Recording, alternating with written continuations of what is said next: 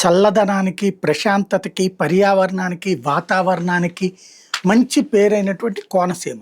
ఆతిథ్యానికి అద్భుతమైనటువంటి పేరైనటువంటి కోనసీమ తరచూ ఇప్పుడు సమస్యల పాలవుతుంది. ఓ పక్కన ప్రకృతి వైపరీత్యాల వేట సాగుతుంటే, రెండో వైపున ప్రకృతి ఇచ్చిన సహజ వనరులైనటువంటి ఆయిల్ తీసుకోవడానికి ఓఎన్‌జీసీ లాంటి వాళ్ళు చేస్తున్న ప్రయత్నాలలో అకస్మాత్తుగా ఎగసిపడే మంటల కారణంగా ప్రాణాలు కోల్పోవడం కావచ్చు, లేదంటే వాటి పైపు లైన్ల కారణంగా ఇబ్బందులు కావచ్చు. మరొక ఎత్తు. అవి 2 ఒక ఎత్తు అయితే, బాణాసంచా లాంటి ప్రమాదాలు మరొక ఎత్తు అవుతున్నాయి. అక్కడ వాస్తవంగా బాణాసంచా ఇదివరకు తమిళనాడులో తయారు చేస్తే ఎక్కడికి తెచ్చుకునేవాళ్ళు, ఇప్పుడు ఇక్కడ తయారు చేస్తున్నటువంటి సందర్భంగా జరుగుతున్న ప్రమాదాలకి దారి తీస్తున్నాయి.